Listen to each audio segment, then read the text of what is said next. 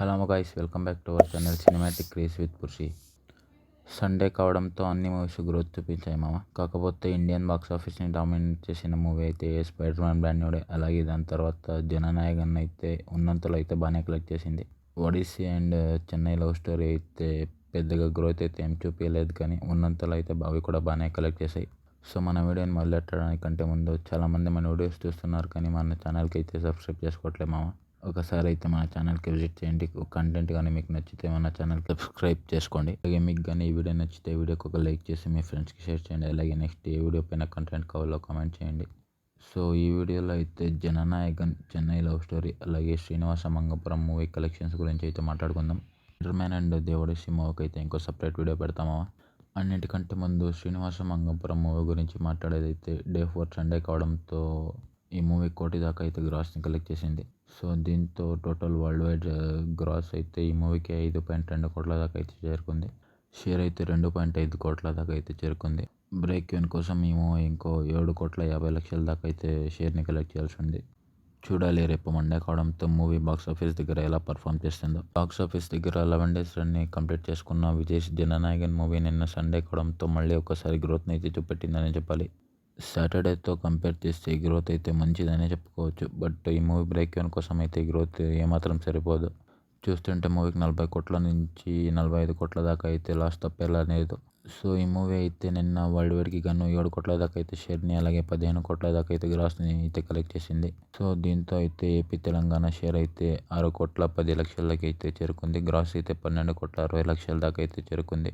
ఈ movie AP Telangana break even value వచ్చేసి 14 కోట్లు కావడంతో ఇంకో 7,80,00,000 దాకా అయితే షేర్ని కలెక్ట్ చేయాల్సి ఉంది. ఇక జననాయకన్ మూవీ 11 రోజులకు గాను తమిళనాడులో 120 కోట్ల దాకా అయితే గ్రాస్ని, అలాగే తెలుగు స్టేట్స్లో 12,50,00,000 దాకా అయితే గ్రాస్ని, కర్ణాటకలో 30 కోట్ల దాకా అయితే గ్రాస్ని, కేరళలో 16,20,00,000 దాకా అయితే గ్రాస్ని, అలాగే హిందీ అండ్ రెస్ట్ ఆఫ్ ఇండియాలో 21 కోట్ల దాకా అయితే గ్రాస్ని, ఇక ఓవర్సీస్లో అయితే 90 కోట్ల దాకా అయితే గ్రాస్ని కలెక్ట్ చేసింది. దీంతో Jana Nayagan world wide 11 days share వచ్చేసి 135 కోట్ల దాకా అయితే చేరుకుంది. అలాగే 196 కోట్ల దాకా అయితే గ్రాస్ని కలెక్ట్ చేసింది.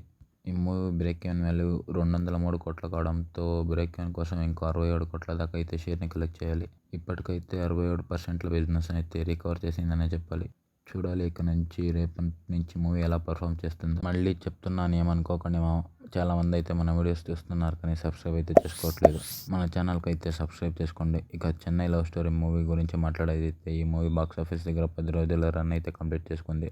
డే 10 సండే కావడంతో ఈ మూవీ కూడా మళ్ళీ ఒకసారి గ్రోత్ని అయితే చూపెట్టిందనే చెప్పాలి. పెద్దగా అయితే ఏం గ్రోత్ చూపించలేదు, కానీ ఉన్నంతలో అయితే బాగానే పర్ఫామ్ చేసింది. సండే ఏపీ తెలంగాణలో 1,30,00,000 దాకా అయితే షేర్ని కలెక్ట్ చేసింది. అలాగే వరల్డ్ వైడ్కి గాను 1,56,00,000 దాకా అయితే షేర్ని కలెక్ట్ చేసింది. గ్రాస్ వచ్చేసి 3 కోట్ల దాకా అయితే కలెక్ట్ చేసింది. సో దీంతో Chennai love story AP Telangana share అయితే 1,50,00,000 అయితే చేరుకుంది. గ్రాస్ అయితే 35 కోట్ల దాకా అయితే కలెక్ట్ చేసింది.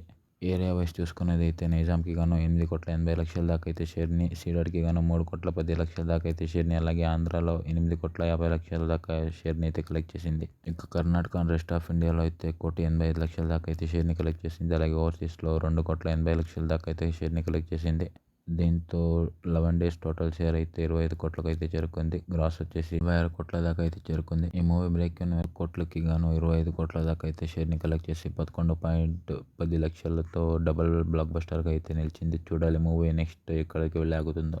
So that's it for this video మన వీడియో కానీ మీకు నచ్చితే మన వీడియోకి ఒక లైక్ చేసి మీ ఫ్రెండ్స్కి షేర్ చేయండి. అలా మన ఛానల్కి సబ్స్క్రైబ్ చేసుకోండి. చాలామంది అయితే మన వీడియోస్ చూస్తున్నారు, కానీ సబ్స్క్రైబ్ చేసుకోవట్లేదు.